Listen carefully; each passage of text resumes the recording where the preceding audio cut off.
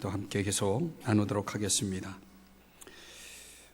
신학자 더글라스 반 스티어라고 하는 유명한 신학자가 있습니다. 그 신학자가 우리가 하나님 앞에 기도할 때에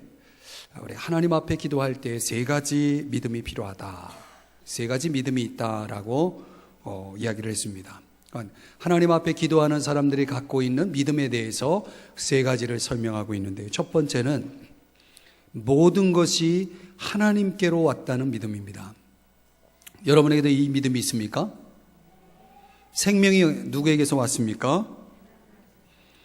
여러분 먹고 사는 것, 그 모든 것이 다 하나님이 주신 겁니까? 네, 그렇게 믿는 사람들, 그런 믿음 가운데 있는 사람들을 그런 믿음을 가지고 기도한다는 것이죠. 하나님 주신 것에 대해서. 그러니까 감사하지 않겠어요? 그죠? 두 번째, 이 더글라스 반 스티어가 말하는 기도하는 자의 믿음 뭐냐면 모든 것이 다 하나님께 속해 있다. 자, 한번 따라 하십시다. 모든 것이 다 하나님께 속해 있다. 여러분 그렇게 믿으십니까? 왜 그 바이러스가 이렇게 돌아다닐까요?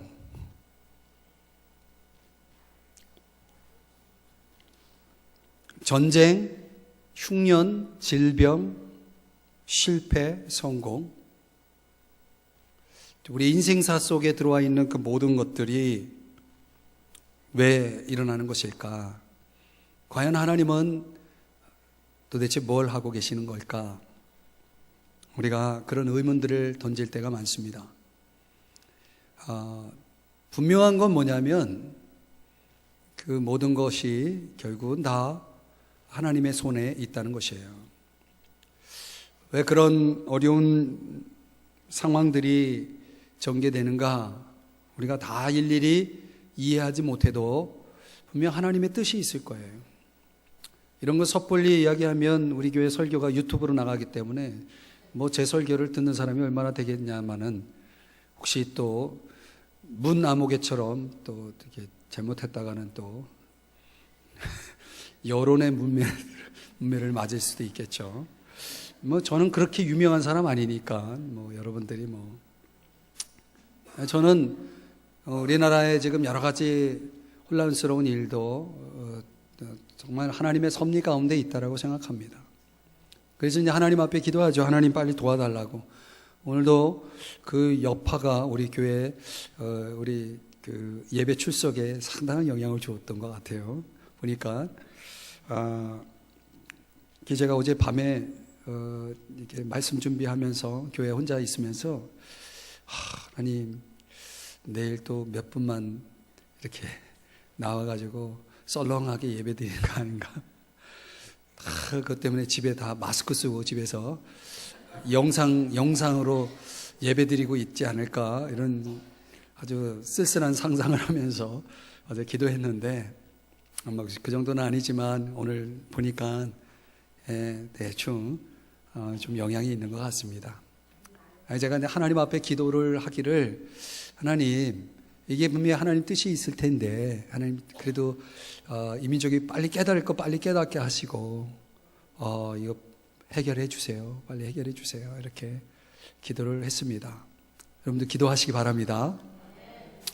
모든 거 다 하나님의 손에 있기 때문에 우리가 기도하는 거 아니겠어요? 하나님께 도와달라고 기도하는 겁니다.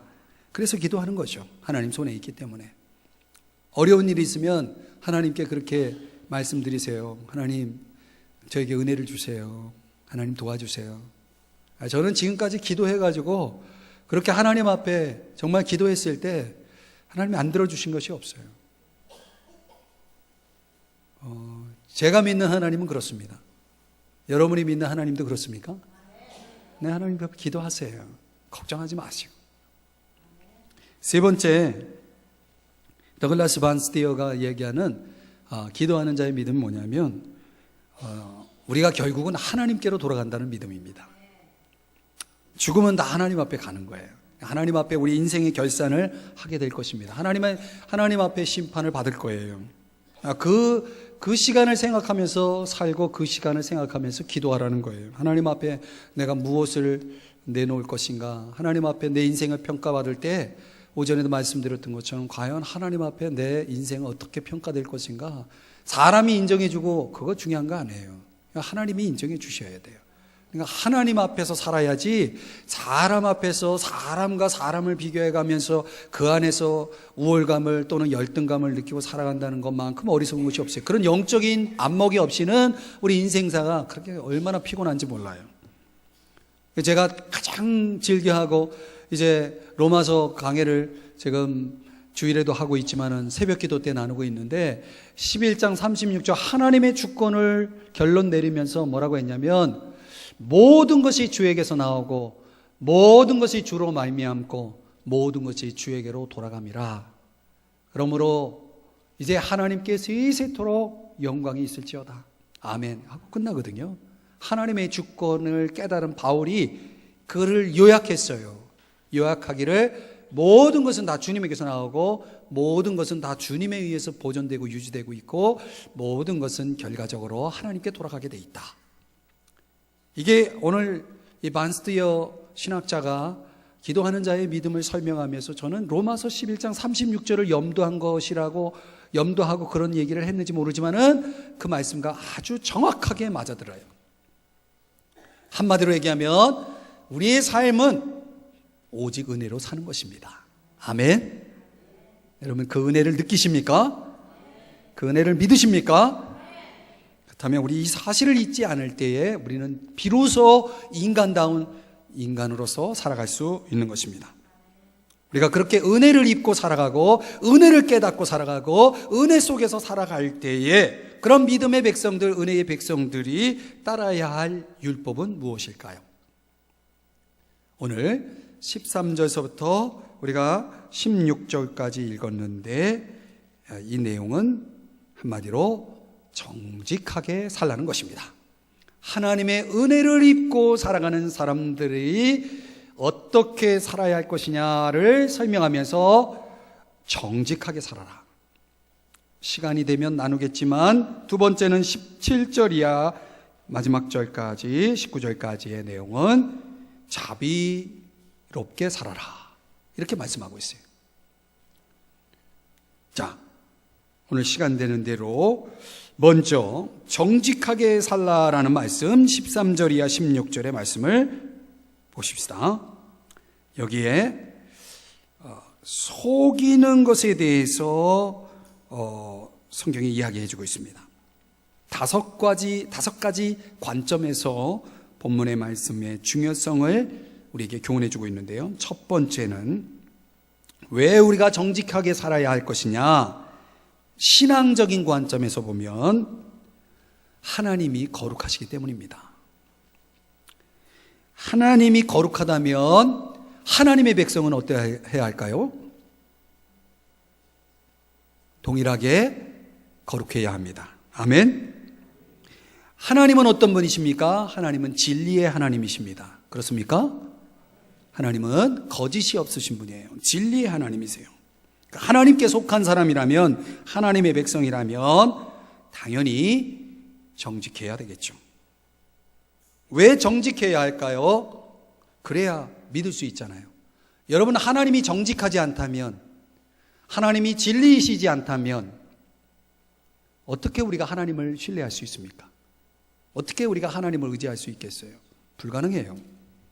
우리가 하나님을 믿고 하나님의 말씀을 신뢰할 수 있으면 그분이 진리이시고 거짓이 없는 분이시기 때문에. 하나님은 거룩하십니다. 진리이십니다. 그러므로 적어도 하나님을 믿는 하나님의 백성들은 하나님의 속성인 이 진리성, 거룩성, 정직성을, 그 본성, 속성을, 성품을 반영해야 합니다. 그래서 하나님을 닮으면 닮을수록 어떻게 돼요? 정직한 사람이 되는 것입니다. 두 번째, 법적인 관점을 들여다보시면요, 하나님 율법적인 관점입니다. 하나님께서 십계명을 주셨어요. 그죠? 십계명을 다 외우십니까? 옛날에는 세를 받으려면 십계명을 다 외워야 되겠죠. 그래서 10계명 못 외우면 탈락. 그래서 세례를 안 줬어요.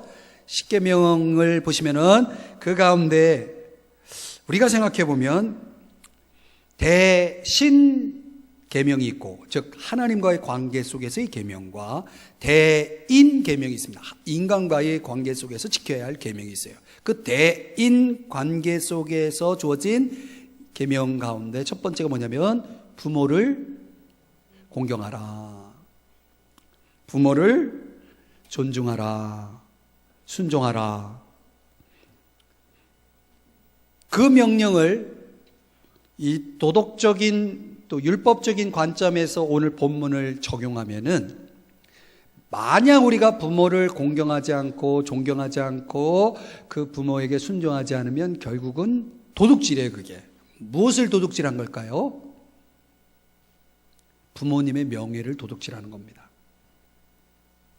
두 번째, 오늘 본문 속에서 모든 상업적인 형태에서 우리가 정직한 삶을 살지 않으면 다른 사람의 재산을 도둑질하는 것이 되는 것이고, 간음하고 거짓말하고 이렇게 한다면 사랑을 도둑질하는 것이고, 이웃에게 거짓 증거를 한다면 이웃의 명예와 평판을 도둑질하는 것이고, 결국은 10계명 가운데 도둑질하지 말라라고 하는 이 계명은 역으로 말하면 정직하라는 말씀이고, 정직하지 않을 때에 또 우리의 삶 속에 하나님이 율법으로 우리에게 허락하신 것들 안에서 볼 때에는 우리가 하나님의 법을 어길 때에 우린 결국 도둑질한 사람이 되는 것입니다.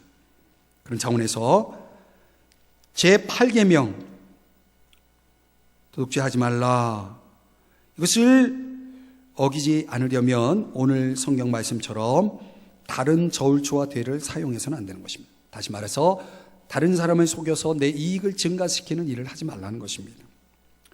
그러면 우리가 적어도 상업적인 윤리 안에서 이윤을 얻지 못하고 장사를 하라는 얘기입니까?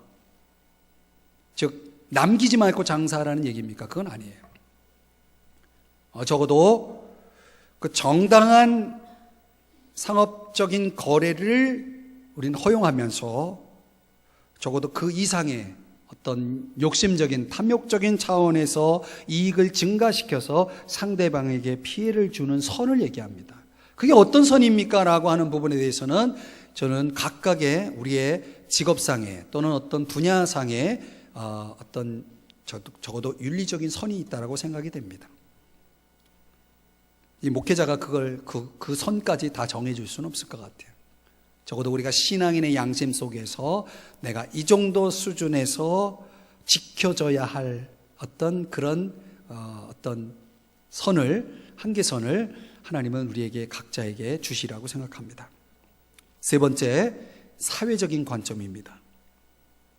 적어도 하나님의 백성들은 그 사회 공동체 속에서 모델이 되어야 됩니다.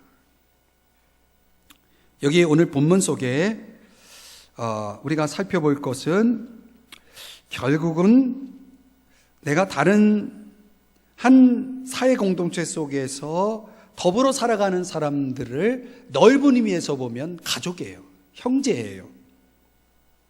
근데 성경은 최소한 그런 친밀한 관계를 기준으로 해서 오늘 본문 속에서 형제를 속인다. 그러면 그 형제는 내가 속았어요. 그 속은 사람의 입장에서 신뢰가 무너지겠죠. 그리고 이 사람은 또 다른 사람을 속였어요. 그러면 또 다른 사람은 또 그 신뢰가 무너지겠죠.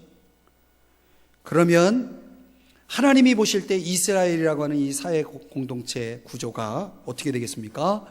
그들의 강한 결속력이 점점점 균열이 가기 시작할 거예요. 근데 우리 대한민국이라는 이 공동체가 지금 서로를 믿지 못하는 공동체로 가는 이유는 누군가 가해자가 있고 피해자가 있는 거죠. 점점 신뢰가 무너지고 있고, 그래서 누구를 쉽게 믿기가 어려운 거죠. 그러면 결국 믿음이 가지 않는 어떤 개인, 그리고 그룹, 기업이든 정부든 믿음이 가지 않는다면 그 신뢰가 무너짐으로 인해서 그 사회 공동체는 건강해질 수가 없는 것입니다. 하나님은 이스라엘 백성들이 견고한 공동체를 세움으로 인해서 주변에 있는 이방 나라들에게 좋은 롤 모델이 되기를 원했던 거예요. 그 강한 신뢰와 그 견고함의 공동체를 통해서 이 이웃들에게 선한 영향력을 끼치기를 원하여서 그런 사회적인 관점의 차원에서 하나님은 정직을 강조하고 있다는 것입니다. 이게 우리만의 문제가 아니에요. 나만의 문제가 아니라는 거죠. 그래서 정직하라고 말씀하고 있어요. 네 번째는 도덕적인 관점입니다. 만약 하나님을 믿는다고 말하는 하나님의 백성들이 막 속여요. 그래서 타락해요. 그러면 이웃 국가들이 보면서 뭐라고 생각하겠습니까?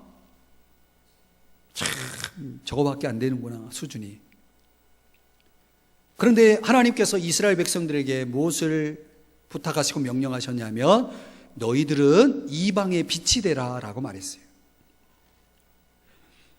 가나안에 정착한 이후에 여러분이 이제 열왕기상을 읽어보다 보면 그 이스라엘 국가가 굉장히 강대해집니다. 강대국이 됩니다. 경제적으로나 또는 정치적으로 군사적으로 강대해집니다. 그래서 열왕기상 5장에 읽어 나가다 보면 상당한 무역 거래가 이루어집니다. 그래서 이스라엘이 아주 무역업에 뛰어난 사람들이에요. 지금도 유태인의 어떤 경제력 여러분 뭐 들어서 다 알겠지만은 굉장한 사람들이에요. 뛰어난 사람들. 그들 능가할 만한 민족이 없다고 그랬죠. 그런데 그런 가운데서 인근 나라의 이스라엘이라고 하는 민족은 인근 나라에 식량을 판매하고 그리고 농업기술을 전수하는 일들이 일어났다고 해요. 반대로 이스라엘이 갖지 못한 것들을 이제 애굽이라는 나라, 이런 주변국을 통해서 이렇게 수입을 해오는 거죠. 수입. 그런 가운데서 만약에 이스라엘 백성이 자꾸 이웃 나라들을 속여요. 자꾸 속이면 누가 욕을 먹냐면 이스라엘 민족이 욕을 먹을 뿐만 아니라 이스라엘이 믿는 하나님도 욕을 먹는 거예요. 여러분, 우리 믿는 사람들이 사회 속에서 정말 정직하게 살아가지 못하고 빛이 되지 못하면 그 사람만 욕하는 게 아니고 믿는 사람 다 저래. 그냥 보따리를 묶어가지고 다 그냥 결론을 내려버리는 거예요. 이 얼마나 치명적이에요. 그래서 사람들이 얘기죠. 그리스도인들이 어떤 신실한 그리스도인이 복음을 전할 때, 야, 내가 경험해 보니까 믿는 사람 다 똑같더라. 너도 똑같아. 그러고서 우리의 소리를 듣지 않으려고 하잖아요. 누군가 어떤 사람이 그의 잘못된 삶의 모습 때문에 복음의 빛이 더 이상 빛나지 못하고 드러나지 못하게 되어지는 결과가 초래되는 것입니다. 그분의 아름다운 덕을 선전하라고 우리를 부르셨는데 너희는 왕같은 제사장이라고 불렀고 거룩한 나라요 소유된 백성 하나님의 택하신 민족이라고 말씀했는데 거룩하게 구별되어 그분의 영광스러운 이름을 드러내라고 부름받은 우리가 오히려 그분의 이름을 먹칠을 하고 그분의 이름을 더럽히고 있다면 이건 어마어마한 죄예요. 그래서 우리 믿는 사람들은 언제나 대표성을 가지고 있는 것입니다. 우리 믿는 사람들의 대표입니다. 그래서 내 한 사람이 어떻게 살아가느냐가 참 중요해요. 그래서 여러분들 적어도 우리 삼성중앙교회에 나오는 우리 모든 성도님들은 삼성중앙교회의 대표자예요. 이철희 목사가 대표가 아니고 여러분이 대표자예요. 저는 주로 믿는 분들을 많이 만나요. 목회자다 보니까. 실제로 여러분만큼 세상 사람들을 많이 만나지 못합니다. 그러므로 더 분명한 대표자예요. 여러분의 모습 때문에 삼성중앙교회의 이름이 걸려있고 삼성중앙교회의 명예가 달려있어요. 아니, 우주적 교회, 비가시적 교회, 모든 믿는 그리스도인들을 대표해서 여러분을 통해서 평가되어지고 증명되어진다는 사실을 잊지 말아야 합니다. 자, 이것이 얼마나 중요한 겁니다.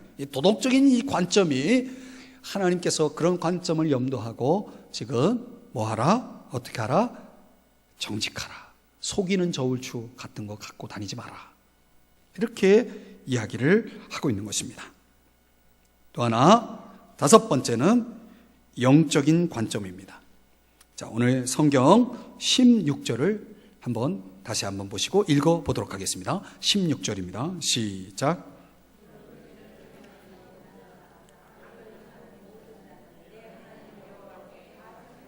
여기 마지막 단어를 주목해 보십시오. 어떻다? 가증하다. 하나님 앞에서 어떻다? 가증하다.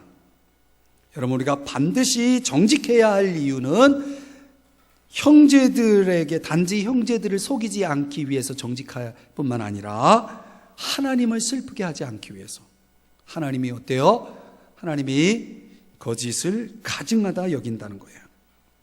어떤 행위가 하나님 앞에 전적으로 무례하다면, 하나님이 그것을 싫어하신다면, 적어도 하나님의 백성이라면 굳이 하나님이 싫어하는 것을 해야 되겠습니까? 고집스럽게 하지 말라는 걸 하는 자녀들이 있죠? 그럼 어떻습니까? 이쁘죠? 네. 근데 왜 인간은 꼭 하지 말라는 걸 할까요? 적어도 하나님의 성품을 우리 삶 속에 반영했을 때 하나님이 싫어하시면 영적인 사람은, 성령의 사람은, 말씀의 사람은, 믿음의 사람은 적어도 하나님이 뭘 기뻐하시고 뭘 싫어하는지 분별할 수 있습니까? 없습니까? 있죠. 그러면 분별할 뿐만 아니라 하나님이 기뻐하시는 그 삶을 위해서 하나님의 선하시고 기뻐하시고 온전하신 뜻이 무엇인지 분별할 뿐만 아니라 하나님이 기뻐하시는 삶으로 우리의 몸을 영적인 제물로 드리는 영적 예배자가 돼야 하는 것입니다. 그것이 로마서 12장 1절 2절에서 말씀하고 있는 거예요. 정리해 보면 우리가 믿는 사람이라 한다면 내가 속이려고 하는 대상은 바로 하나님의 자녀이고 백성이라는 사실. 그렇다면 궁극적으로 누구를 속이는 거예요? 하나님을 속이는 것이 되는 것입니다. 그럼 우리는 정직해야 하는 것입니다. 왜냐하면 하나님이 그것을 가증하게 여기기 때문입니다. 우리는 정직해야 됩니다. 이것을 정확하게 들여다보면 우리는 진리 가운데 속한 사람이 되어야 됩니다. 진리에 속한 자답게 의롭게 살아야 되고 정의롭게 살아야 되고 정직하게 살아야 합니다.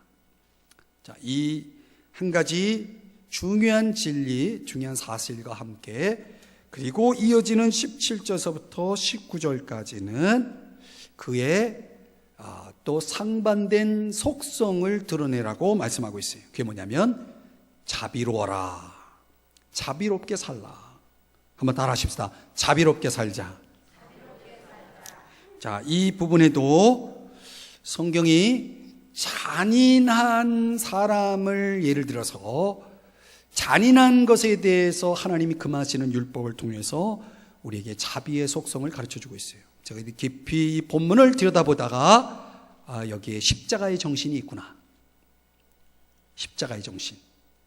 그래서 십자가 안에 하나님의 공의가 들어가 있고 십자가 안에 하나님의 사랑이 들어가 있죠. 그래서 그 십자가 신앙을 가지고 살아가는 우리 그리스도인들은 하나님 앞에서 또 다른 사람 앞에서 공의로워야 하고 또한 자비로워야 한다. 이 두 가지 속성을 반영할 수 있어야 된다라고 하는 차원인 것입니다. 시간이 얼마 남지 않아서 17절 이하의 내용은 다음에 살펴보도록 하겠습니다. 기도하겠습니다.